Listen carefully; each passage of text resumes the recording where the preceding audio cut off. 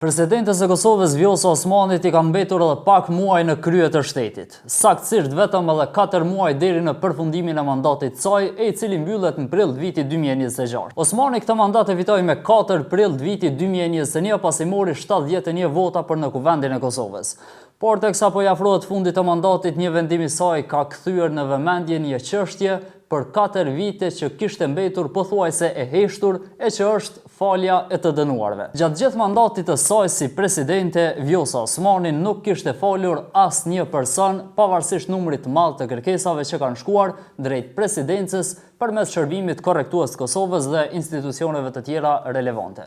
Derisa në vitin 2025 ndodhi përjashtimi i vetëm. Presidentja Vjosa Osmani vendosi të falë një grua të dënuar duke shënuar rastin e parë dhe të vetëm të faljes gjatë mandatit të saj.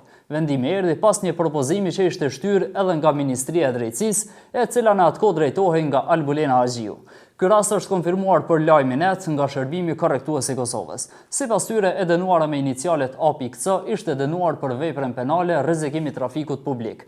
Nga shërbimi korrektues kanë bërë të ditur gjithashtu se gjatë vitit 2025 janë pranuar gjithsej 43 kërkesa për falje të dënimit, por nga të gjitha këto kërkesa vetëm njëra ka marrë përgjigje pozitive. Ajo e A.C. Presidentja Vjosa Osmani kishte njoftuar për këtë vendim edhe përmes postimit në Facebook me 29 janar 2025, duke bërë ditur se falja kishte ardhur për arsye humanitare. Në njoftimin e presidencës, po ashtu thuajse të mërkurën, ishte nënshkruar edhe dekreti me të cilin e dënuara A.C. ishte folur pjesa e mbetur e dënimit, por për shkak të rrethonave të jashtëzakonshme. Sipas presidencës, e dënuara kishte lindur foshnjën e saj të parë gjatë vuajtjes së dënimit dhe ndodhej në qendrën korrektuese për Gran Lipjan bashkë me foshnjën e saj. Po ashtu në vendimarrje janë marrë parasysh edhe faktorë të tjerë përfshirë faktin se e dënuara nuk kishte kryer më herët vepra të tjera penale, se për veprat të cilën ishte dënuar lidhej me rrezikim të trafikut publik, pra aksident i shkaktuar pa dashje, si dhe se nuk kishte qenë në ndikimin e alkoolit apo substancave të tjera. Përveç kësaj janë përmendur edhe sfidat shëndetësore të nënës dhe foshnjës, e derisa e dënuara kishte filluar vuajtjen e dënimit prej 1 viti e 2 muaj burg në korrekt viti 2024 dhe sipas vendimit fillestar do të lirohej në mënyrë të rregullt me 14 shtator të vitit 2025. Megjithatë, me dekretin e presidencës, asaj u fal pjesa e mbetur e dënimit. Në anën tjetër, statistika tregojnë një tablo krejt tjetër. Vetëm gjatë vitit 2024, shërbimi korrektues i Kosovës kishte pranuar 94 kërkesa për falje, prej cilave 80 janë burra dhe 14 gra.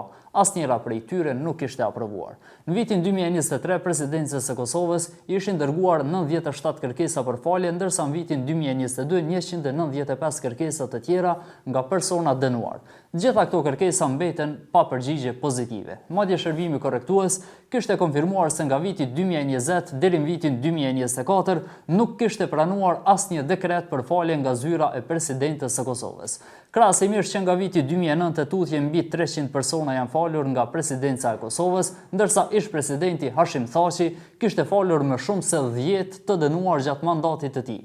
Lajmi ka dërguar disa herë pyetje drejt presidencës së Kosovës, si gjatë vitit e kaluar, ashtu edhe në këtë vit, për të marrë sqarime se pse gjatë gjithë mandatit të saj Vjosa Osmani ka vendosur të falë vetëm një person. Megjithatë, përgjigje zyrtare nuk ka pasur asnjëherë. Për 4 vjet rresht, qindra persona të dënuar përfshirë edhe ata për veprat kryera pa dashje kanë mbetur pa asnjë vendim faljeje.